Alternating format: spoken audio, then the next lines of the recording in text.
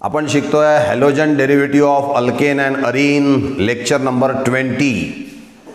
आज आपण एक नव्या टॉपिकला सुरुवात करणार आहोत, ते आहे reaction mechanism of alkaline hydrolysis of alkyl halide. आपण ज्या वेळेला अल्किल हॅलाइडच्या रिॲक्शन्स प्रिपरेशन्स जेव्हा बघितल्या होत्या त्यावेळेला एक रिॲक्शन आपण लक्षामध्ये घेतली होती, alkaline hydrolysis of alkyl halide which gives us alcohol, जे आपल्याला अल्कोहोल देतं। म्हणजे conversion of alkyl halide into alcohol by using aqueous NaOH aqueous KOH, that is called as alkaline hydrolysis of alkyl halide. तर ती जी reaction आहे त्या रिॲक्शनचं mechanism आपल्याला आज लक्षामध्ये घ्यायचं आहे। Mechanism of alkaline hydrolysis of alkyl halide. आता अल्किल हॅलाइड म्हटला की तीन प्रकारचा अल्किल हॅलाइड आहे, प्रायमरी, सेकंडरी आणि टर्शरी। तर सुरुवातीला आपण बघणार आहोत mechanism of alkaline hydrolysis of methyl bromide. Methyl bromide is a primary alkyl halide. या मिथिल ब्रोमाइडचं अल्कलाइन हायड्रोलिसिसची जी रिॲक्शन आहे त्याचं मेकॅनिझम आपल्याला लक्षात घ्यायचं आहे की कशा पद्धतीने ती रिॲक्शन होते, ॲक्च्युअल काय पाथवे आहे रिॲक्शनचा तो आपल्याला लक्षामध्ये घ्यायचा आहे। बघा हेडिंग काय दिलं आहे, mechanism of alkaline hydrolysis of methyl bromide. आणि तुम्हाला माहिती आहे की मिथिल ब्रोमाइड हा प्रायमरी अल्किल हॅलाइड आहे। कोणता आहे? Primary alkyl halide. चला समराइज रिॲक्शन पहिले तुमच्या समोर मांडतो, जी रिॲक्शन ऑलरेडी आपण शिकलेलो आहोत। Methyl bromide which is a primary alkyl halide when boil with aqueous NaOH और ॲक्वियस KOH। तो NaOH असो की KOH असो रिॲक्शन सारखीच होणार, कारण त्याच्यामध्ये Na किंवा K महत्त्वाचा नाही आहे, महत्त्वाचा OH मायनस आहे। म्हणून मी इथे लिहिताना फक्त OH मायनस लिहिलाय। This OH minus is from aqueous NaOH or aqueous KOH। काय रिॲक्शन आहे पहा, methyl bromide when boiled with aqueous NaOH or aqueous KOH, then Br minus is replaced by OH minus। One nucleophile is replaced by another nucleophile। न्यूक्लिओफाइल आहे हा Br minus, तो replace होणार आहे OH minus न्यूक्लिओफाइलच्या मदतीने। As one nucleophile is replaced by another nucleophile, this reaction is called as nucleophilic substitution reaction, that is SN reaction. आणि होतं काय तर Br बाजूला पडतो आणि OH मायनस जाऊन तिथे चिटकतो, म्हणजे CH3Br gates converted to CH3OH आणि बाय प्रोडक्ट कोण आहे? Br minus. मग हा Br मायनस कोण असू शकतो? इट मे बी NaBr और इट मे बी KBr। जर का तुम्ही इथे NaOH वापरलं असेल तर बाय प्रोडक्ट NaBr मिळेल, जर का तुम्ही KOH वापरलं असेल तर बाय प्रोडक्ट KBr मिळेल। काय सांगितली summarise reaction? Methyl bromide when boiled with aqueous NaOH or aqueous KOH, then Br minus nucleophile is replaced by OH minus nucleophile and we get methyl alcohol। Thus this is nucleophilic substitution reaction, SN reaction। आणि या रिॲक्शनचं mechanism pathway आपल्याला लक्षामध्ये घ्यायचं आहे। What is the meaning of mechanism of a chemical reaction? It is the path through which the chemical reaction occur। कोणत्या मार्गाने reaction पुढे गेलेली आहे, कोणत्या मार्गाने रिॲक्टंटचं कन्व्हर्शन प्रॉडक्टमध्ये झालं आहे त्याचा अभ्यास करणे म्हणजे मेकॅनिझम। मग ते मेकॅनिझम आता आपल्याला लक्षामध्ये घ्यायचं आहे। बघा हा जो मिथिल ब्रोमाइड आहे त्यातला हा जो कार्बन आहे हा टेट्राहेड्रल कार्बन आहे, टेट्राहेड्रल जॉमेट्री त्याची आहे, ठीक आहे की नाही? मग हा टेट्राहेड्रल जॉमेट्री असणारा कार्बन आपण इथे काढलाय आणि कार्बनला कोण अटॅच आहे? 3 हायड्रोजन आणि ब्रोमीन। मग हा एक हायड्रोजन, दुसरा, तिसरा आणि ब्रोमीन। आता या पद्धतीने का बरं दाखवले हे? तर काल परवाला आपण ऑप्टिकल ॲक्टिव्हिटीच्या कन्सेप्टमध्ये बघितलं होतं की वेज फॉर्म्युलानुसार जर का आपण बघितलं तर असे जे बॉन्ड आहे याचा अर्थ this two groups are in the plane of the paper. हा जो आहे हा आपल्याकडे आहे in front of the plane of the paper आणि हा जो हायड्रोजन आहे हा behind the plane of the paper आहे। म्हणजे डॉटेड लाईन बोर्डच्या मागे आहे, ही सॉलिड लाईन बोर्डच्या समोर आहे आणि ही लाईन ऑन द बोर्ड आहे, हे दोन बॉन्ड ऑन द बोर्ड, हे समोर आणि हे मागे, अशी ही 3 डायमेन्शनल फिगर आहे जी आपण 2 डायमेन्शनल बोर्डवर काढलेली आहे, म्हणून या पद्धतीने आपण दाखवलेला आहे. हा घेतला आपण मिथिल ब्रोमाइड ज्याचं टेट्राहेड्रल स्ट्रक्चर आहे, बरोबर. आता याच्यावरती NaOH आणि KOH मधला OH मायनस न्यूक्लिओफाईल अटॅक करणार. आता ज्या वेळेला OH मायनस न्यूक्लिओफाईल या कार्बनवरती अटॅक करण्याचा प्रयत्न करेल त्यावेळेला या Brच्या बाजूनी तो काही अटॅक करू शकत नाही. आता OH मायनस या Brच्या बाजूनी का नाही अटॅक करू शकत? समजा आपण हा OH मायनस घेतला तर this OH minus why not attack on the carbon from the same side to that of the Br. ज्या बाजूला Br आहे त्या बाजूनी OH मायनस न्यूक्लिओफाईल कार्बनवरती अटॅक करण्याचा प्रयत्न करतो पण अटॅक करू शकत नाही. याच्या मागे कारण काय असतील? तर याच्या मागे 2 कारण आहे. पहिलं कारण आहे की हा जो Br मायनस आहे हा न्यूक्लिओफाईल आहे, त्याच्यावर निगेटिव्ह चार्ज आहे, मग याच्यावरती निगेटिव्ह चार्ज, याच्यावरती पण निगेटिव्ह चार्ज, आणि त्यामुळे त्यांच्यामध्ये फोर्स ऑफ रिपल्शन असतं आणि म्हणून Br मायनस OH मायनसला अटॅक करू देत नाही. दुसरं अजून एक कारण आहे, हा जो Br आहे हा आकाराने मोठा आहे आणि आकाराने मोठा असल्या कारणाने तो या कार्बनला ब्लॉक करून टाकतो आणि कार्बनला ब्लॉक करतो म्हणून OH मायनस न्यूक्लिओफाईल हा Brच्या बाजूनी कार्बनवर अटॅक करू शकत नाही. बघा मी काय अडचण सांगितली आहे. Br मायनस न्यूक्लिओफाईलच्या बाजूनी OH मायनस न्यूक्लिओफाईल अटॅक करू शकत नाही. का अटॅक करू शकत नाही? पहिलं कारण due to force of repulsion between Br minus and OH minus nucleophile. याच्यावर पण निगेटिव्ह चार्ज असतो, याच्यावर पण निगेटिव्ह चार्ज असतो, त्यांच्यामध्ये फोर्स ऑफ रिपल्शन आहे. दुसरं कारण काय? या Brचा आकार मोठा आहे, तो आकार मोठा असल्यामुळे तो या कार्बनला ब्लॉक करून टाकतो आणि त्यामुळे OH मायनसला कार्बनवर अटॅक करण्यासाठी जागाच मिळत नाही. म्हणून ज्या बाजूनी Br आहे त्या बाजूनी OH मायनस न्यूक्लिओफाईल कार्बनवरती अटॅक करू शकणार नाही. मग कुठून अटॅक करेल? तर हा OH मायनस न्यूक्लिओफाईल ज्या बाजूनी Br मायनस आहे त्याच्या विरुद्ध बाजूनी अटॅक करतो असं दिसून आलेलं आहे. This OH minus nucleophile attacks on the carbon from the opposite side to that of the Br. From the opposite side to that of the Br. Brच्या बाजूने का नाही केला? एक तर निगेटिव्ह फोर्स ऑफ रिपल्शन आणि हा आकाराने मोठा. मग Brच्या विरुद्ध बाजूनी का शक्य झाला? याचं कारण लक्ष द्या. या ठिकाणी Br सोडला तर कार्बनला कोण अटॅच आहे? हायड्रोजन. हा दुसरा हायड्रोजन, तिसरा हायड्रोजन. हा Br आकाराने मोठा आहे पण हे 3 हायड्रोजन आकाराने लहान आहे आणि त्यामुळे हे हायड्रोजन कार्बनला काही ब्लॉक करू शकत नाही आणि म्हणून या OH मायनस न्यूक्लिओफाईलला चान्स मिळतो कोणावर अटॅक करण्यासाठी? कार्बनवरती. From the opposite side to that of the Br. मी जो मुद्दा तुमच्या समोर मांडण्याचा प्रयत्न करतोय तो लक्षात घ्या. OH minus nucleophile attacks on the carbon from the opposite side to that of the Br because of some reason. The first reason, OH minus nucleophile and Br minus nucleophile यांच्यामध्ये फोर्स ऑफ रिपल्शन आहे, दोघांवरही negative charge असल्यामुळे. दुसरं कारण, size of Br is bulky, आकाराने मोठा आहे, and that's why OH minus nucleophile unable to attack on the carbon from the same side to that of the Br. Here the remaining 3 atoms are hydrogen which are less bulky, which are smaller in size, and that's why it is possible for the OH minus nucleophile to attack on the carbon from the opposite side to that of the Br.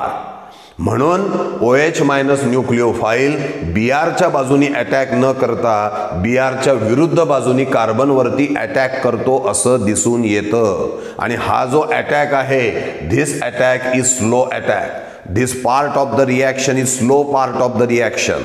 अतिशय हळूवार होणारी ही प्रक्रिया आहे. का बरं? याचं कारण आहे हा जो CH3Br आहे हा ऑलरेडी स्टेबल होता. एखादा स्पेसी अजून त्याच्यावरती अटॅक करणार म्हणजे स्टेबलला डिस्टर्ब करणार, म्हणजे स्टेबलचं अनस्टेबल होणार. साहजिकच स्टेबलकडून अनस्टेबलकडे जाण्याचा मार्ग हा स्वतःहून होत नाही, सहजासहजी होत नाही. म्हणून तो हळूवार झाल्याचं आपल्याला दिसून येतं, तो स्लोली झाल्याचं आपल्याला दिसून येतं. आणि म्हणून this is a slow step of the reaction. आणि मेकॅनिझममध्ये जिथे कुठे slow step of the reaction असते त्याला म्हटलं जातं rate determining step. It is called as rate determining step. आणि त्यामुळे ही रेट डिटर्मिनिंग स्टेप आहे असं आपण या ठिकाणी लक्षात घ्यायला पाहिजे. This is a slow part of the reaction and the slow part of the reaction is called as rate determining step. बघा या ठिकाणी काय म्हटलंय आपण वाक्यामध्ये, nucleophile OH minus attack on the carbon slowly from opposite side to that of Br atom. OH minus nucleophile attack on the carbon slowly from the opposite side to that of the Br atom. का बरं? Due to repulsion with bulky bromine. Bromine आकाराने मोठा आहे आणि OH minus सोबत त्याचं force of repulsion आहे. आणि दुसरं कारण काय? Due to presence of less bulky hydrogen atom. आणि आत्ताच सांगितलं की ही स्लो स्टेप असते आणि स्लो स्टेपला आपण काय म्हणत असतो? Rate determining step. तर हा OH मायनस न्यूक्लिओफाइल जो आहे याचा अपोजिट साईडनी या कार्बनवरती अटॅक झालेला आहे. आता त्यामुळे काय होतं की हा OH मायनस न्यूक्लिओफाइल कार्बनवरती अटॅक करतो आणि कार्बन आणि OH यांच्यामधलं अट्रॅक्शन वाढत जातं. The attraction between C and OH goes on increasing. पहिले यांच्यामध्ये काहीच नाही आहे, आता हळूहळू अट्रॅक्शन वाढत जाणार आहे. आणि ज्या वेळेला C आणि OH मधलं अट्रॅक्शन वाढत जातं त्याच वेळेला C आणि Br मधलं अट्रॅक्शन कमी कमी होत जातं. लक्षात घ्या काय सांगतोय.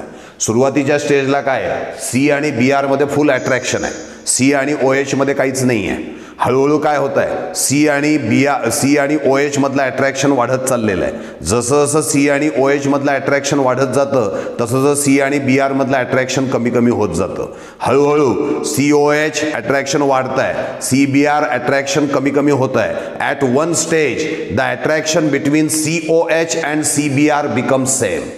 एका स्टेजला काय होतं की या CBr मधलं अट्रॅक्शन कमी कमी होत चाललंय, COH मधलं अट्रॅक्शन वाढत चाललंय. एका स्टेजला COH आणि CBr यांच्यामधलं अट्रॅक्शन सेम होतं. The stage at which the attraction between COH and CBr becomes same, that stage is called as transition stage or transition state.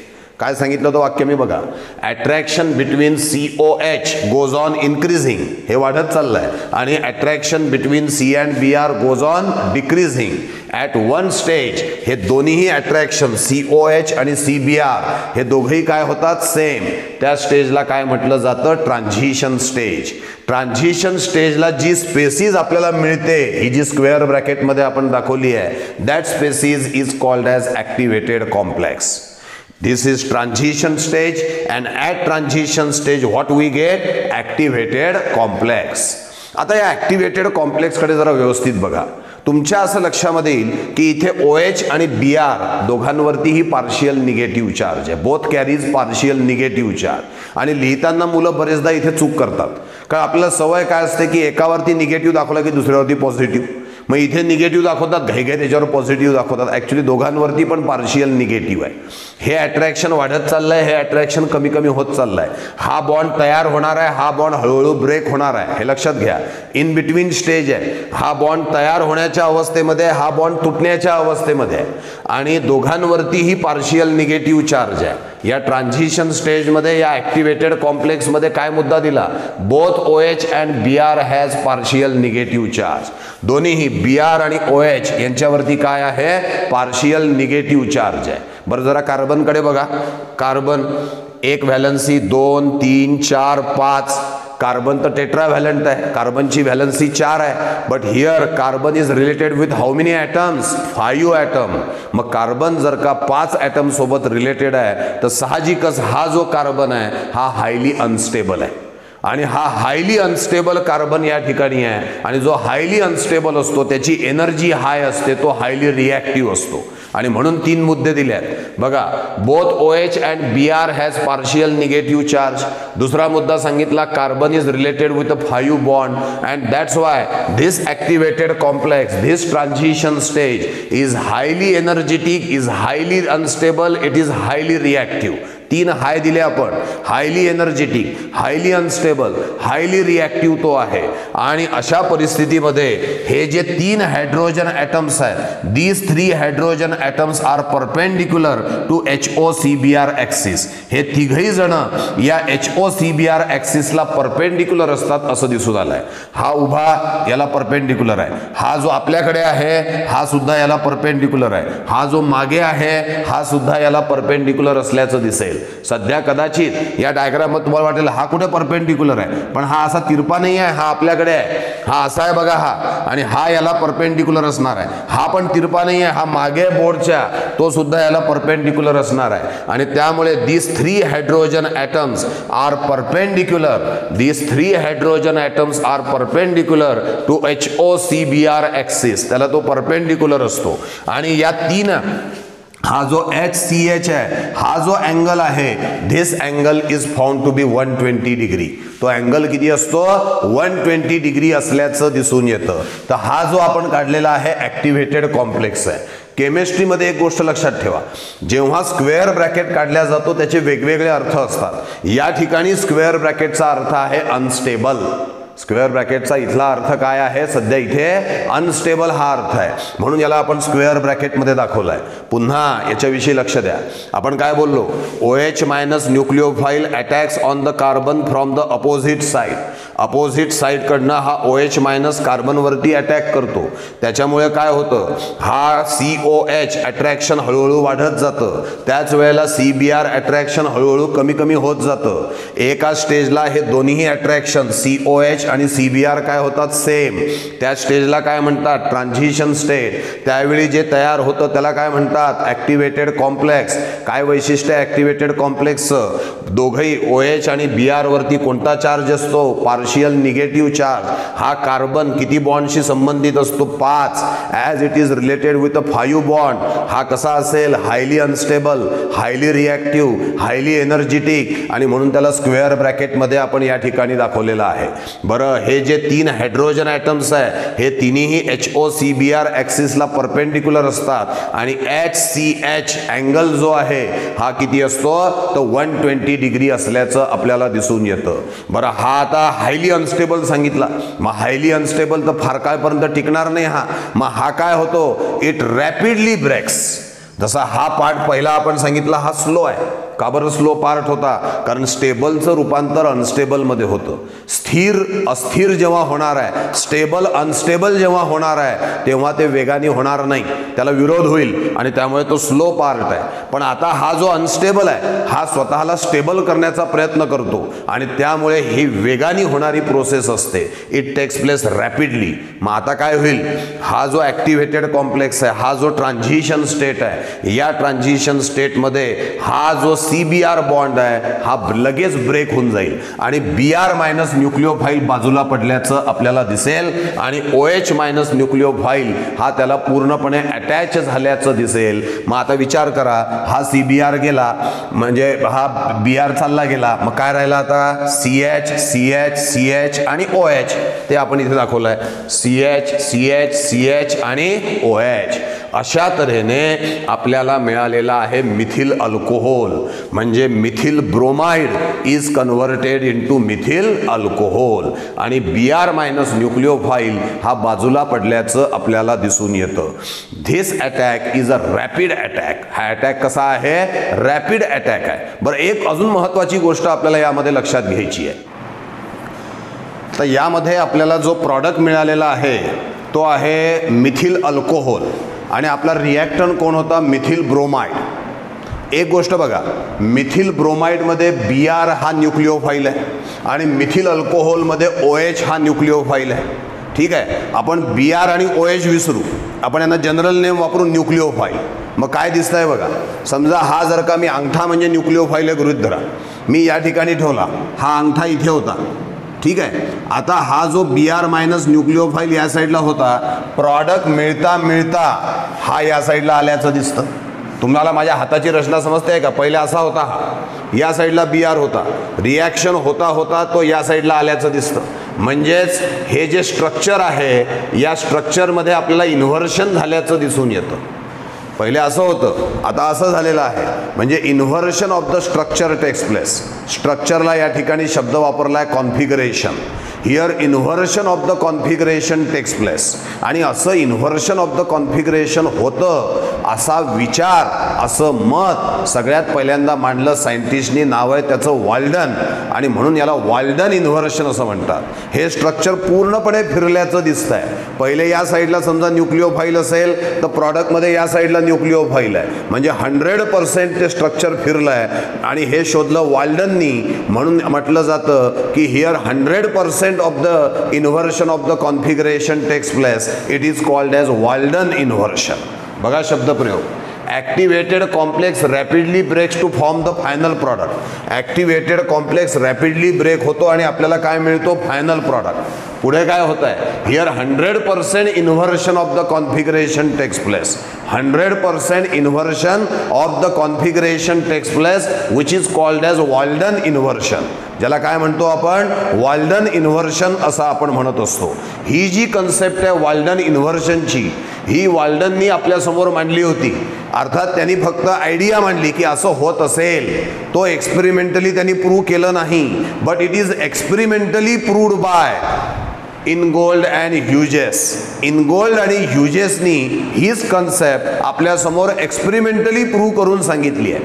तुमच्यासमोर प्रश्न निर्माण होईल की एक्सपेरिमेंटली कसं काय प्रूव्ह केलं त्यांनी, तर त्याकरता आपल्याला दुसरं उदाहरण त्याच्यामध्ये घ्यावं लागणार आहे. ते पण मी स्पष्ट करतो, पण थोडंसं पुढे. त्याच्या आधी या ठिकाणी या रिॲक्शनचं जे कायनेटिक्स आहे ते कायनेटिक्स आपण लक्षामध्ये घेणार आहोत. Now what is kinetics? Kinetics is a branch of a chemistry which deals with the rate of the chemical reaction. Rate of the chemical reaction. Rate म्हणजे स्पीड. रिॲक्शनचा जो स्पीड आहे त्याचा अभ्यास करणारं सायन्स म्हणजे कायनेटिक्स. तर या रिॲक्शनचं कायनेटिक्स काय आहे ते आपण पहिले लक्षामध्ये घेणार आहोत. आता इथे आपल्याला काय लक्षात येत आहे बघा. हा मिथिल ब्रोमाइड, याच्यावरती OH- न्यूक्लिओफाईलने अटॅक केला. तो अटॅक स्लो होता म्हणून त्याला आपण रेट डिटर्मिनिंग स्टेप असं म्हटलं होतं. रेट डिटर्मिनिंग स्टेप नावामध्येच लपलं आहे. या स्टेपच्या मदतीने रेट डिटरमाइन केल्या जातो. म्हणजे kinetics is related with this step. Kinetics is related with a rate determining step. आता या रेट डिटर्मिनिंग स्टेपमध्ये जे जे कोणी भाग घेतील they affect the rate of the chemical reaction. ते रेट ऑफ द केमिकल रिॲक्शनवरती परिणाम करणार. कोणी कोणी भाग घेतलाय रेट डिटर्मिनिंग स्टेपमध्ये? मिथिल ब्रोमाइडनी भाग घेतलाय आणि त्याच स्टेपमध्ये त्याच्यावरती कोणी अटॅक केलेला आहे? OH- न्यूक्लिओफाईलनी. याचा अर्थ in rate determining step methyl bromide पण भाग घेतोय आणि OH- न्यूक्लिओफाईल सुद्धा भाग घेतो आहे. कायनेटिक्स काय येईल याचं बघा. Rate of the reaction is directly proportional to concentration of CH3Br into concentration of OH-. मी आत्ताच म्हटलं होतं केमिस्ट्रीमध्ये स्क्वेअर ब्रॅकेटचे वेगवेगळे अर्थ आहे. कुठे वापरला जातो त्यावरनं अर्थ घ्यायचा असतो. इथे जेव्हा वापरला होता स्क्वेअर ब्रॅकेट त्याचा अर्थ होता अनस्टेबल. कायनेटिक्समध्ये जेव्हा स्क्वेअर ब्रॅकेट वापराल त्याचा अर्थ असतो कॉन्सन्ट्रेशन. मग rate of reaction is directly proportional to concentration of CH3Br and concentration of OH- nucleophile. का बरं? दोघांच्याही कॉन्सन्ट्रेशनवरती रेट ऑफ द रिॲक्शन का अवलंबून आहे? कारण रेट डिटर्मिनिंग स्टेपमध्ये दोघांनी पण भाग घेतलेला आहे. As both the reactant are participated in rate determining step, concentration of both the reactant will affect the rate of the reaction. म्हणून rate of reaction is directly proportional to concentration of CH3Br and concentration of OH- nucleophile. मग आता directly प्रपोर्शनलला equal to मध्ये convert केलं की multiply by some constant. मग rate of reaction is equal to K into concentration of CH3Br into concentration of OH-. हा आहे rate constant. This constant is called as rate constant. काय दिसतंय बघा. Rate of the reaction कोणाकोणावर अवलंबून आहे? तर concentration of methyl bromide आणि concentration of OH- nucleophile. म्हणून लिहिलंय rate of reaction depends upon concentration of both the reactant and as rate of reaction depends upon concentration of both the reactant this nucleophilic substitution reaction is called as SN2 reaction. याला काय म्हटलं जातं? SN2 reaction असं याला आपण म्हणत असतो. आता या 2चा अर्थ काय? या पूर्ण याचाच अर्थ काय लक्षात घ्या. याचा अर्थ आहे एस म्हणजे सबस्टिट्यूशन, एन म्हणजे न्यूक्लिओफिलिक आणि 2 याचा अर्थ बायमॉलिक्युलर, म्हणजे rate of the reaction depends upon concentration of 2 reactant. Bimolecular nucleophilic substitution reaction म्हणजे ही अशी न्यूक्लिओफिलिक सबस्टिट्यूशन रिॲक्शन आहे ज्याचा रेट ऑफ द रिॲक्शन किती जणांच्या कॉन्सन्ट्रेशनवरती डिपेंड आहे, तर दोघांच्या कॉन्सन्ट्रेशनवरती डिपेंड आहे. SN2 न्यूक्लिओफिलिक सबस्टिट्यूशन म्हणजे SN आणि 2 म्हणजे बायमॉलिक्युलर. मग बायमॉलिक्युलर न्यूक्लिओफिलिक सबस्टिट्यूशन रिॲक्शन, शॉर्टकटमध्ये याला SN2 असं म्हणतात. याचा अर्थ ही अशी न्यूक्लिओफिलिक सबस्टिट्यूशन रिॲक्शन आहे ज्याचा रेट ऑफ द रिॲक्शन हा दोघांच्याही कॉन्सन्ट्रेशनवर डिपेंड आहे. का बरं दोघांच्याही कॉन्सन्ट्रेशनवर डिपेंड आहे? कारण दोघांनीही रेट डिटर्मिनिंग स्टेपमध्ये सक्रिय भाग घेतला, ॲक्टिव्ह पार्टिसिपेशन दिलेला आहे, म्हणून दोघांच्याही कॉन्सन्ट्रेशनवरती rate of the reaction depend असेल, म्हणून रिॲक्शनला म्हटलं bimolecular nucleophilic substitution reaction. It is also called as second order reaction. याला अजून एक नाव दिलं जातं, काय म्हणतात? Second order reaction. परीक्षेमध्ये प्रश्न विचारताना प्रश्नाचं स्वरूप काय असतं? Explain the mechanism of alkaline hydrolysis of methyl bromide. हा पहिला प्रश्न. Explain the mechanism of alkaline hydrolysis of primary alkyl halide. Primary alkyl halide म्हणतील, मग तुम्ही उदाहरण घ्यायचं मिथिल ब्रोमाइडचं. आणि तिसरा प्रश्न, explain the mechanism of SN2 reaction.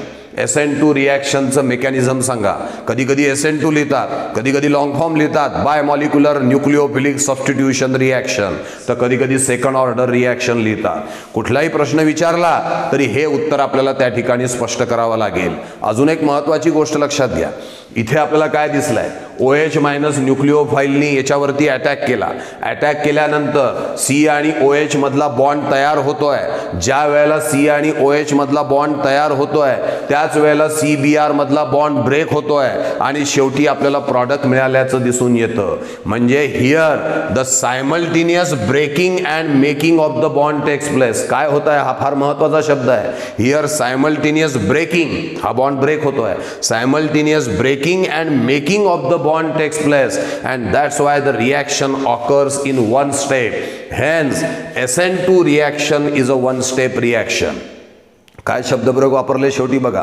या रिॲक्शन मध्ये एकाच वेळेला बॉन्ड ब्रेक पण होतोय आणि बॉन्ड तयार पण होतोय. As there is a simultaneous breaking and making of the bond takes place, reaction occurs in a single step. And as the reaction occurs in a single step, here we can say that bimolecular nucleophilic substitution reaction, that is SN2 reaction, is a one step reaction. बघा आपण इथे दिलाय, ही जी SN2 reaction आहे ज्याला आपण बायमॉलिक्युलर nucleophilic substitution reaction म्हणतो, ज्याला आपण सेकंड ऑर्डर रिॲक्शन म्हणतो, ही कशी रिॲक्शन आहे? तर ही वन स्टेप रिॲक्शन आहे. हे आपल्याला या ठिकाणी लक्षात घ्यायला पाहिजे. आता या मेकॅनिझमला आपल्याला एनर्जी प्रोफाईल डायग्राम मध्ये लक्षामध्ये घ्यायचं आहे. बघा काय हेडिंग दिलाय आपण, एनर्जी प्रोफाईल डायग्राम. आता what is energy profile diagram? तर energy profile diagram is a graph. हा ग्राफ आहे बघा. Energy profile diagram is a graph which is plotted between, कोणामध्ये प्लॉट केला आहे? Potential energy and rate of reaction. ऐका पूर्ण डेफिनेशन. कोणाची डेफिनेशन सांगतोय? Energy profile diagram. Energy profile diagram is a graph which is plotted between potential energy and rate of reaction. तर ही तुमच्या समोर मी एनर्जी प्रोफाईल डायग्राम काढलेली आहे. या एनर्जी प्रोफाईल डायग्राम मध्ये इथे तुम्हाला दिसेल RPAC. या R चा अर्थ आहे रिॲक्टंट. कोण होते आपले रिॲक्टंट? CH3Br आणि OH मायनस म्हणून लिहिलं R is equal to CH3Br आणि OH मायनस. P म्हणजे प्रॉडक्ट. कोण होते प्रॉडक्ट? CH3OH आणि Br मायनस म्हणून लिहिलं CH3OH आणि Br मायनस. बरं, हा रिॲक्टंट प्रॉडक्टमध्ये कन्व्हर्ट होताना आपल्याला मध्ये मिळाला होता activated complex transition state. Transition स्टेटला TS म्हटलं, ॲक्टिवेटेड कॉम्प्लेक्सला AC म्हटलं आहे. बघा ही ॲक्टिवेटेड कॉम्प्लेक्स आहे. HOCH3Br दिसतोय का बघा, HO हा CH3 आणि हा Br, हा बॉन्ड जो आहे हा फॉर्मिंग कंडिशन मध्ये आहे, हा बॉन्ड ब्रेकिंग कंडिशन मध्ये आहे. म्हणजे दोघेही डॉटेड लाईननी दाखवलंय, कारण हा पूर्ण तयार झालेला नाही, हा पूर्ण ब्रेक झालेला नाही आहे, म्हणून डॉटेड लाईननी दाखवलंय. दोन्हीही OH आणि Br वरती पार्शियल निगेटिव्ह चार्ज आहे, हे लक्षात असू द्या. म्हणजे आपण R म्हणजे काय ते सांगितलं, P काय ते सांगितलं, AC किंवा ट्रान्झिशन स्टेट ते सुद्धा आपण सांगितलेलं आहे. आता एक गोष्ट महत्त्वाची या ठिकाणी लक्षात घ्या, हे जे आपण ग्राफ इथे पूर्णपणे दिलेला आहे, या ग्राफचं एक्सप्लेनेशन आपल्याला द्यायचं आहे. डेफिनेशन तर आत्ताच सांगितली होती की it is the graph which is plotted between potential energy and rate of reaction, that is called as energy profile diagram. आता याच्याकडे लक्ष द्या, हा रिॲक्टंट होता बघा, ही त्याची एनर्जी होती रिॲक्टंटची. आता काय होत आहे, जेव्हा रिॲक्शन सुरू होते तेव्हा OH मायनस न्यूक्लिओफाईल या कार्बनवरती अटॅक करतो. हा स्लो अटॅक असतो आणि स्लो अटॅक असल्यामुळे तुम्हाला एक दिसलं असेल हळूहळू आपण वर जातो आहोत, म्हणजे this is the slow part of the reaction. हा slow part of the reaction झाल्याचं आपल्याला दिसून येतं. बरं, अटॅक झाल्यानंतर हा जो स्टेबल आहे हा काय बनतोय, अनस्टेबल बनतोय. अनस्टेबलचा अर्थ त्याची एनर्जी हाय असते आणि म्हणून आपण काय केलं, reactant is converted into transition state into activated complex related with a high energy. याच्या तुलनेमध्ये ॲक्टिवेटेड कॉम्प्लेक्सची एनर्जी खूप हाय असल्याचं आपल्याला दिसून येतं. मग हाय एनर्जी ॲक्टिवेटेड कॉम्प्लेक्स आपल्याला मिळाला आहे, पण हा जो हाय एनर्जी ॲक्टिवेटेड कॉम्प्लेक्स आहे, जो हायली अनस्टेबल आहे, हायली रिॲक्टिव्ह आहे, हा काही तसाच राहत नाही. याला लगेच कन्व्हर्ट व्हायचं असतं स्टेबल प्रॉडक्टमध्ये, आणि तो पार्ट कसा होतो, रॅपिड. म्हणजे this is rapid part of the reaction. हे रॅपिडली होणार. हा ॲक्टिवेटेड कॉम्प्लेक्स स्वतःला इमिजिएट कोणामध्ये कन्व्हर्ट करतो, प्रॉडक्टमध्ये. का बरं कन्व्हर्ट करतो प्रॉडक्टमध्ये, कारण तो स्टेबल असतो. स्टेबल आहे म्हणजे त्याची एनर्जी कमी असते. बघा बघा, ही एनर्जी आहे रिॲक्टंटची, ही एनर्जी आहे ॲक्टिवेटेड कॉम्प्लेक्सची, आणि ही एनर्जी आहे प्रॉडक्टची. केमिस्ट्रीमध्ये एक गोष्ट लक्षात ठेवायची, ज्याची एनर्जी जास्त त्याची स्टॅबिलिटी कमी. मग आता इथे तुम्हाला काय दिसतंय, ही एक लेवल आहे, ही दुसरी लेवल आहे, ही तिसरी लेवल आहे. कोणाची एनर्जी सगळ्यात जास्त दिसते आहे, ॲक्टिवेटेड कॉम्प्लेक्सची, म्हणजे तो सगळ्यात जास्त अनस्टेबल आहे. आता या रिॲक्टंट आणि प्रॉडक्टमध्ये काय दिसतंय, या रिॲक्टंट आणि प्रॉडक्टमध्ये असं दिसतंय की रिॲक्टंटची एनर्जी जरा वर आहे, म्हणजे रिॲक्टंट हा त्या मानाने अनस्टेबल आहे कोणापेक्षा, प्रॉडक्टपेक्षा. खरं पाहिलं तर रिॲक्टंट प्रॉडक्ट दोघंही स्टेबल आहे इथे, पण त्यातल्या त्यात जर का विचार केला तर हा रिॲक्टंट लेस स्टेबल आहे असं म्हणू आपण अनस्टेबलच्या ऐवजी. हा रिॲक्टंट लेस स्टेबल आहे आणि त्यापेक्षा जास्त स्टेबल कोण आहे तर प्रॉडक्ट आहे. का, ज्याची पोटेन्शियल एनर्जी कमी त्याची स्टॅबिलिटी ही जास्त. म्हणजे स्टॅबिलिटी ऑर्डर काय येईल, सगळ्यात जास्त स्टेबल कोण आहे इथे, प्रॉडक्ट. थोडा कमी स्टेबल कोण आहे, रिॲक्टंट. आणि सगळ्यात कमी स्टेबल म्हणजे हायली अनस्टेबल कोण आहे तर ॲक्टिवेटेड कॉम्प्लेक्स, म्हणजेच कोण, ट्रान्झिशन स्टेट आहे. हे जे काही घडलंय याला ग्राफिकली तुमच्या समोर मांडण्याचा प्रयत्न म्हणजे एनर्जी प्रोफाईल डायग्राम आहे. या रिॲक्शनचं ग्राफिकल रिप्रेझेंटेशन म्हणजे एनर्जी प्रोफाईल डायग्राम आहे. आणि म्हणून आपण म्हटलं की it is the graph which is plotted between potential energy and rate of the reaction. आणि हा ग्राफ मी तुमच्या समोर मांडलेला आहे. Reactant first of all converted into activated complex. This part takes place slowly while activated complex get converted into product which takes place rapidly. का slowly झालं, का रॅपिडली झालं, कारण स्टेबल टू अनस्टेबल. स्वतःहून कोणीही स्टेबल अनस्टेबलमध्ये जाणार नाही, म्हणजे ते स्वतःहून होणार नाही, म्हणून तो स्लो पार्ट आहे. पण अनस्टेबल मात्र स्वतःला काय बनवण्याचा प्रयत्न करेल, स्टेबल. त्यामुळे ते वेगाने झाल्याचं आपल्याला दिसून येतं. आपल्या बाबतीमध्ये सुद्धा तसंच होतं. आपण जर का कुठेतरी स्टेबल असू तर कोणी आपल्याला अनस्टेबल करायचा प्रयत्न करत असेल तर ते आपण स्वतःहून होऊ देणार नाही, त्याला आपण विरोध करू, आणि तरी सुद्धा झालं असतं ते फार स्लोली होईल. पण जर का आपण कुठे अनस्थिर असू आणि स्टॅबिलिटी जर का आपल्याला मिळणार असेल तर आपण स्वतःहून त्यामध्ये ओतून काम करू आणि तो वेगाने भाग झाल्याचं आपल्याला दिसून येतं. Unstable to stable takes place rapidly, stable to unstable takes place slowly. जे आपल्याला आपल्या बाबतीमध्ये दिसतं तेच या केमिकल रिॲक्शनमध्ये आपल्याला घडल्याचं दिसून येत आहे. आता बघा, हा रिॲक्टंट जो आहे तो ॲक्टिवेटेड कॉम्प्लेक्समध्ये कन्व्हर्ट झालाय, म्हणजे एवढ्या एनर्जीचा फरक इथे पडल्याचं आपल्याला दिसतं. याला म्हटलं जातं ॲक्टिव्हेशन एनर्जी. याला वेगवेगळे सिम्बॉल वापरतात. कधी कधी नुसतं डेल्टा ई वापरतात, कधी ईए वापरतात. मी डेल्टा ईए असा एकत्रित सिम्बॉल इथे वापरू आपण. डेल्टा ईए, नुसतं डेल्टा ई पण चालतं, ई पायाशी ए पण चालतं. आपण डेल्टा ईए म्हणजे दोन्ही सिम्बॉल एकत्रित करून वापरले आपण. या डेल्टा ईएला म्हटलं जातं ॲक्टिव्हेशन एनर्जी. आता या ॲक्टिव्हेशन एनर्जीच्या दोन डेफिनेशन्स आहे बघा. एक डेफिनेशन तर तुमच्यासमोर मांडलेली आहे मी. What is activation energy? It is the difference between the potential energy of activated complex and reactant. हा डिफरन्स आहे.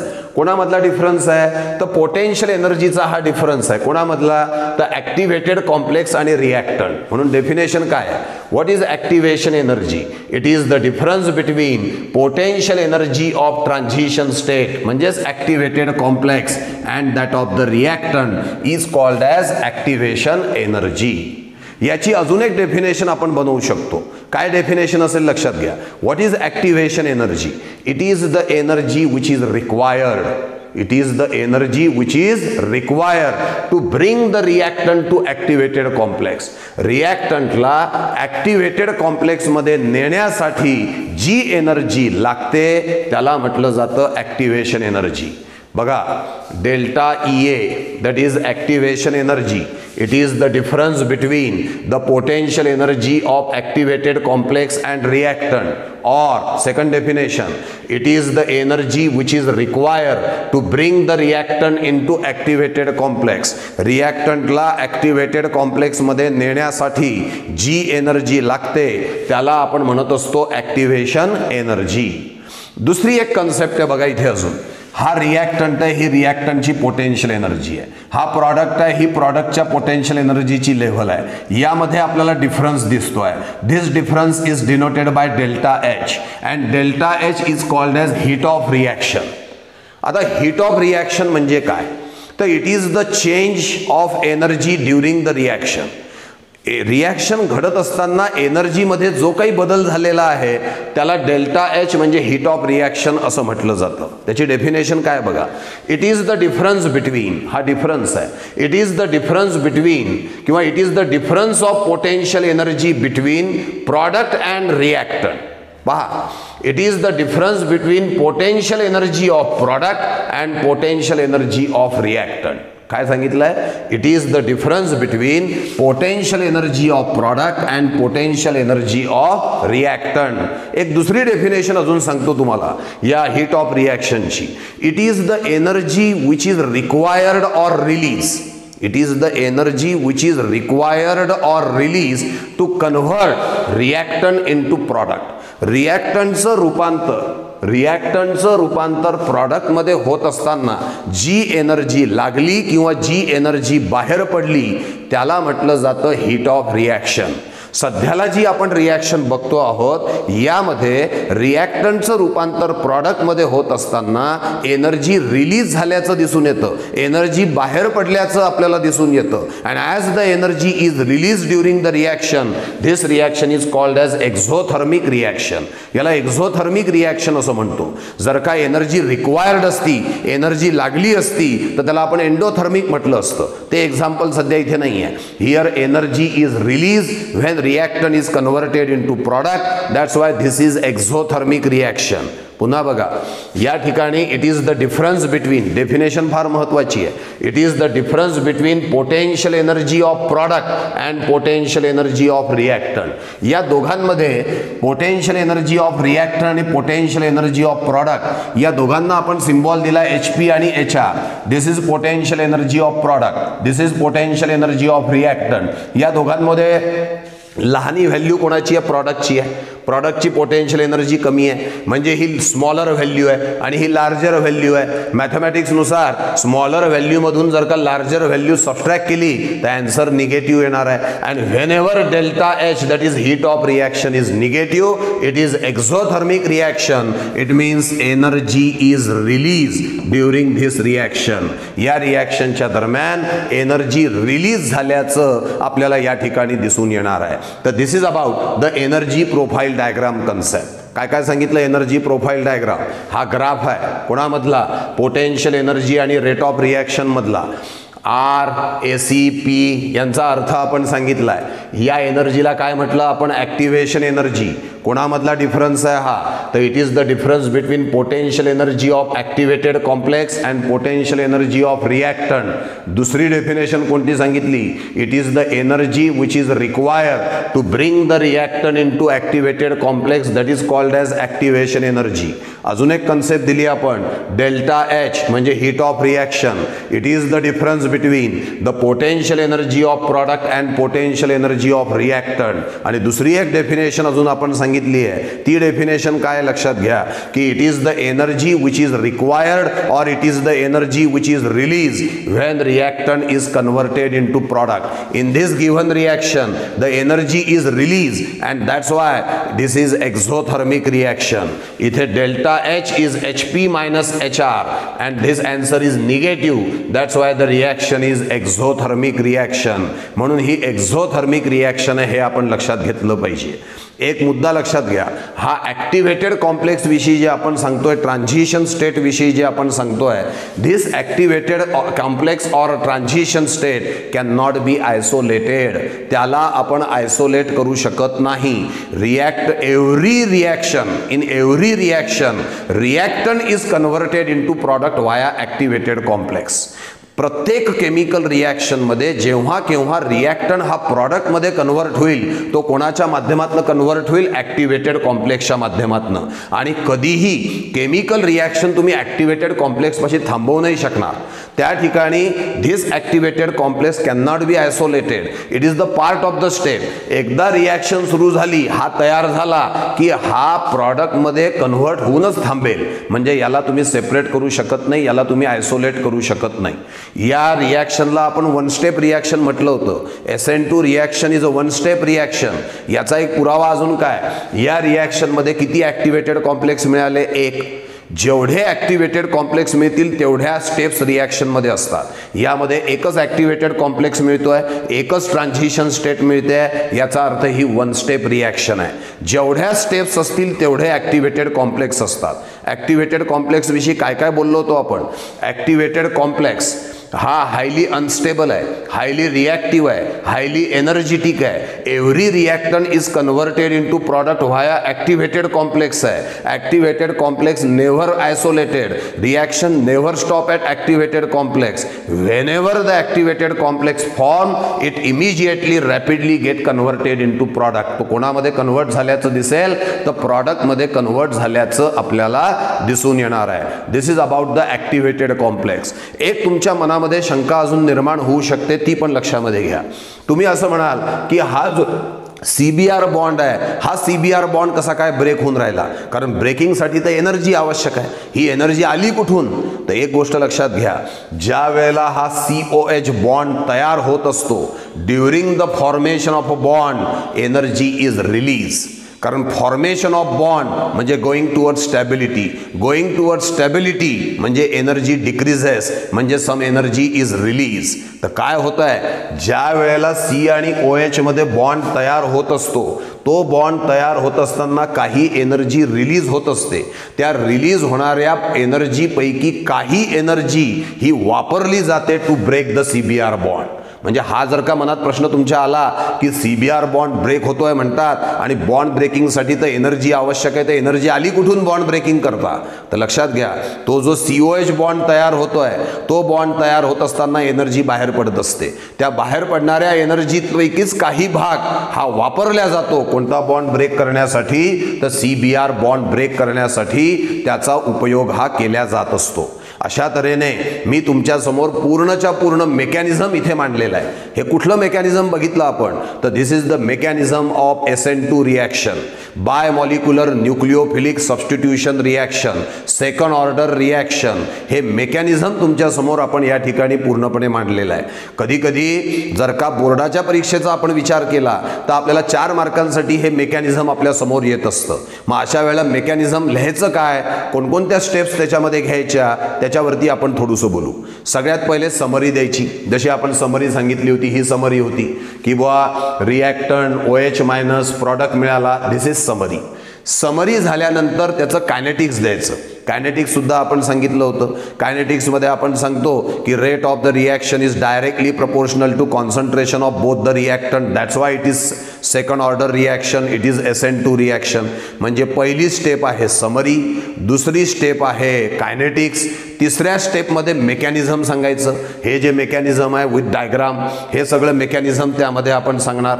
मेकॅनिझम झाल्यानंतर followed by energy profile diagram. म्हणजे या ठिकाणी तुम्हाला 4 भागांमध्ये उत्तर डिव्हाइड करावं लागेल. पहिला भाग समरी, दुसरा भाग कायनेटिक्स, तिसरा भाग जो असेल ते असेल मेकॅनिझम आणि चौथा भाग असेल energy profile diagram. Energy profile diagram ही अतिशय व्यवस्थित काढल्या जाणं आवश्यक आहे. तर this is about the SN2 mechanism. तर बघा आता आपण एक एक्झाम्पल नवीन घेणार आहे. नवीन एक्झाम्पल कोणतं घेतलं आहे आपण? 2-ब्रोमोब्युटेन घेतला आपण. आता या 2-ब्रोमोब्युटेनचं अल्कलाइन हायड्रोलिसिस आपल्याला बघायचं आहे. 2-ब्रोमोब्युटेन बघा 1 2 3 4 कार्बन आहे म्हणून ब्यूट, सिंगल बॉन्ड आहे म्हणून ANE आणि दुसऱ्या कार्बनला BR असल्यामुळे 2-ब्रोमोब्युटेन आपण घेतलेला आहे. आता हा जो 2-ब्रोमोब्युटेन आपण घेतला याचं अल्कलाइन हायड्रोलिसिस केलं की BR जाणार आणि त्याच्या जागी OH येणार. बरोबर, बाकी काहीच रिॲक्शनमध्ये बदल नाही आहे. 1 nucleophile is replaced by another nucleophile. This is nucleophilic substitution reaction. आता यामध्ये एक गोष्ट अजून लक्ष द्या की इथे काय होईल, हा जो 2-ब्रोमोब्युटेन आहे त्याचं रूपांतर कोणामध्ये होईल? ब्युटॅन टू ऑल. ब्युटॅन टू ऑल मध्ये झाल्याचं आपल्याला दिसेल. बघा इथे मी स्ट्रक्चर दिलेलं आहे 2-ब्रोमोब्युटेनचं. CH3 CH BR C2H5 OH minus nucleophile opposite साइडनीच अटॅक करू शकणार आहे. का बरं? BRच्या बाजूने तो अटॅक करू शकत नाही, ऑलरेडी आपण सांगितलेलं आहे. इकडनं लेस बल्की हायड्रोजन असल्यामुळे OH मायनसला थोडे चान्सेस आहे इथे अटॅक करण्याचे या कार्बनवरनं आणि म्हणून अपोजिट साइड अटॅक होणार. स्टेबलचा अनस्टेबल होणार म्हणून हा स्लो असणार आहे. अर्थात दोघंही रिॲक्टंट या ठिकाणी रिॲक्शनमध्ये भाग घेतात आहे. म्हणजे रेट डिटर्मिनिंग स्टेपमध्ये दोघंही जण भाग घेतात आहे. म्हणजे rate of the reaction depends upon concentration of both the reactant असणार आहे. आणि मग हळूहळू आपल्याला प्रॉडक्ट मिळाल्याचं दिसेल आणि तो प्रॉडक्ट असेल ब्युटॅन टू ऑल. म्हणजे 2-ब्रोमोब्युटेन is converted into butan two ol. तुम्हाला हे नवीन उदाहरण दिल्यामुळे काय कसं काय एक्सपेरिमेंटली प्रूव्ह केलेलं आहे इनगोल्ड आणि ह्युजेसनी की बुवा वाल्डन इन्व्हर्शन होतं, इन्व्हर्शन ऑफ द कॉन्फिगरेशन होतं. या एक्झाम्पलच्या माध्यमातून कसं काय स्पष्ट होऊ शकतं? बघा एक स्पेसिफिक एक्झाम्पल इनगोल्ड आणि ह्युजेसनी घेतलं होतं ते होतं 2-ब्रोमोब्युटेन. तुम्ही 2-क्लोरोब्युटेन पण घेऊ शकता. तर हा 2-ब्रोमोब्युटेन आपण घेतलेला आहे. हा 2-ब्रोमोब्युटेनचा विचार जर का तुम्ही केला तर याच्या लास्ट पिरियडला ऑप्टिकल ॲक्टिव्हिटी शिकलोय आपण. तो त्यामध्ये 2-ब्रोमोब्युटेनमध्ये C2 कार्बन जो आहे हा असिमेट्रिक कार्बन ॲटम असतो, कारण it is attach to 4 different group. म्हणजे याचा अर्थ हा असिमेट्रिक कार्बन ॲटम आहे. आणि ज्या कंपाऊंडमध्ये असिमेट्रिक कार्बन ॲटम असतो तो असतो ऑप्टिकली ॲक्टिव्ह. आणि ऑप्टिकली ॲक्टिव्ह जर का तो असेल तर तो एक तर डेक्स्ट्रो असेल नाही तर लॅव्हिओ असेल. मग हा जो 2-ब्रोमोब्युटेन आहे लेट अस कन्सिडर, असं गृहीत धरू आपण की हा डेक्स्ट्रो रोटेटरी आहे. It rotate the PPL in clockwise direction आहे. हा PPL ला कुठे रोटेट करतो? क्लॉकवाईज डायरेक्शन मध्ये रोटेट करतो. डेक्स्ट्रो रोटेटरी असं आपण याला गृहीत धरणार सध्या. दिस इज डेक्स्ट्रो 2-ब्रोमोब्युटेन. झाली ही रिॲक्शन. रिॲक्शन मध्ये OH मायनस याच्यावर अटॅक करेल, COH अट्रॅक्शन वाढत जाईल, CBR अट्रॅक्शन कमी कमी होत जाईल. हे अट्रॅक्शन वाढत आहे, हे अट्रॅक्शन कमी होत आहे. शेवटी हा ब्रेक होतो आणि हा प्रॉडक्ट आपल्याला मिळतो. बघा लक्ष द्या, या साईडला पहिले न्यूक्लिओफाइल असताना हा डेक्स्ट्रो होता. आता पूर्ण फिरला आणि हा मिळालेला आहे. म्हणजे जो प्रॉडक्ट आहे तो प्रॉडक्ट लॅव्हिओ मिळाल्याचं दिसून येईल. तुम्ही म्हटल्यामुळे थोडी होणार आहे, पण प्रॅक्टिकली जेव्हा इनगोल्ड आणि ह्युजेसनी करून बघितलं, त्यांनी 2-ब्रोमोब्युटेन घेतला आणि 2-ब्रोमोब्युटेनचा डेक्स्ट्रो रोटेटरी घेतला. कोणता घेतला? Dextro rotatory. तो त्यांनी चेक केला की हा जो 2-ब्रोमोब्युटेन आहे हा याचं रोटेशन कोणतं आहे, तर त्यांना असं दिसलं तो डेक्स्ट्रो रोटेटरी आहे. मग त्यांनी ही रिॲक्शन होऊ दिली. रिॲक्शन झाल्यानंतर 2-ब्रोमोब्युटेनचं रूपांतर झालं ब्युटॅन टू ऑल मध्ये. तो जो प्रॉडक्ट मिळाला त्याचं ऑप्टिकल केमिकल ऍक्टिव्हिटी त्यांनी चेक केली की बुवा हा डेक्स्ट्रो रोटेटरी आहे का लॅव्हिओ रोटेटरी आहे, तेव्हा त्यांच्या असं लक्षात आलं की जो रिॲक्टंट होता तो प्लेन पोलराइज लाईटला क्लॉकवाईज मध्ये रोटेट करत होता आणि जो प्रॉडक्ट मिळालेला आहे तो पीपीएल ला रोटेट करतोय अँटी क्लॉकवाईज मध्ये. म्हणजे याचा अर्थ काय, the reactant taken is dextro while the obtained product is laevo. म्हणजेच इथे इन्व्हर्शन झालेलं आहे. Dextro is completely converted into laevo product. Dextro rotatory reactant is converted into laevo rotatory product. म्हणजेच इन्व्हर्शन झालंय. वाल्डननी फक्त मेन्शन केलं होतं की कदाचित कॉन्फिगरेशनचं इन्व्हर्शन होत असेल, पण तो प्रूव्ह नव्हता करू शकला. ते प्रूव्ह केलं इनगोल्ड आणि ह्युजेसनी, आणि ते प्रूव्ह करण्यासाठी त्यांनी काय केलं, रिॲक्टन घेतला ऑप्टिकली ऍक्टिव्ह. रिॲक्टन ऑप्टिकली ऍक्टिव्ह घेतला, त्यातला त्यांनी डेक्स्ट्रो रोटेटरी घेतला, तर त्यांना प्रॉडक्ट जो मिळाला तो कसा मिळाला, लॅव्हिओ रोटेटरी. बरं, हे सुद्धा त्यांनी सिद्ध करून बघितलं एक्सपेरिमेंटच्या माध्यमातून. याला त्यांनी पीपीएल ला सामोरं केलं तर पीपीएल रोटेट झाला क्लॉकवाईजला. याला त्यांनी प्रॉडक्ट मिळाल्यावर सामोरं केलं तर पीपीएल रोटेट झाला अँटी क्लॉकवाईजला. म्हणजेच inversion of the configuration takes place. एक गोष्ट लक्षात घ्या, हा डेक्स्ट्रोच्या ऐवजी जर का लॅव्हिओ 2 ब्रोमो ब्युटेन असता ना, रिॲक्टन जर का लॅव्हिओ असता तर मिळालेला प्रॉडक्ट हा डेक्स्ट्रो असता. म्हणजे काय आहे की if the reactant is dextro, product is laevo. If the reactant is laevo, product is dextro. यावरनं एक गोष्ट लक्षात येते की reactant is optically active, product is also optically active. आणि म्हणून SN2 रिॲक्शनला स्टिरिओ स्पेसिफिक असं म्हटलं जातं. Because here optically active reactant is converted into optically active product. फक्त only the change is reactant is dextro, product is laevo. और if reactant is laevo, product is dextro rotatory. This is the only change. हाच फक्त या ठिकाणी बदल आहे. पण optically active reactant आणि प्रॉडक्ट सुद्धा ऑप्टिकली ऍक्टिव्ह मिळतो. ही अत्यंत महत्वाची गोष्ट आपल्याला इनगोल्ड आणि ह्युजेसनी दिली. त्याकरता त्यांनी जो वापरला रिॲक्टंट तो 2 ब्रोमो ब्युटेन किंवा 2 क्लोरो ब्युटेन अशा पद्धतीचा ऑप्टिकली ऍक्टिव्ह रिॲक्टंट त्यांनी वापरलेला आहे. म्हणजे inversion is better explain by using optically active reactant, not by using methyl bromide. Methyl bromide काय ऑप्टिकली ऍक्टिव्ह नाही आहे, कारण त्यात असिमेट्रिक कार्बन ॲटमच नाही आहे. त्यामुळे मिथिल ब्रोमाइडच्या बेसिसवरती वाल्डन इन्व्हर्शन एक्सपेरिमेंटली प्रूव्ह केल्या जाऊ शकत नाही. ते प्रूव्ह करण्यासाठी तुम्हाला ऑप्टिकली ऍक्टिव्ह रिॲक्टंट घ्यावा लागेल. म्हणजे असा रिॲक्टंट घ्यावा लागेल ज्यामध्ये असिमेट्रिक कार्बन ॲटम आहे. उदाहरणार्थ 2 ब्रोमो ब्युटेन हा घेतल्यावरतीच तुम्हाला ते स्पष्ट केल्या जाऊ शकणार आहे. आणि दुसरा एक महत्वाचा मुद्दा लक्षात आला का, की हा जो अल्किल हॅलाइड आपण घेतला हा आता प्रायमरी नाही आहे, हा सेकंडरी अल्किल हॅलाइड आहे. The carbon atom to which the functional group is attach is directly attach to 2 carbon atom. म्हणजे सेकंडरी अल्किल हॅलाइड सुद्धा प्रिफरेबली कोणतं मेकॅनिझम फॉलो करतोय तर SN2 मेकॅनिझम फॉलो करतोय. प्रायमरी अल्किल हॅलाइड 100% SN2 मेकॅनिझमच देतो. Bimolecular nucleophilic substitution रिॲक्शनच देतो. Secondary alkyl halide सुद्धा प्रामुख्याने प्रिफरेबली कोणाला प्रिफरन्स देत असतो तर SN2 मेकॅनिझमला प्रिफरन्स देतो. हे आपल्याला या एक्झाम्पलच्या माध्यमातून लक्षामध्ये येत आहे.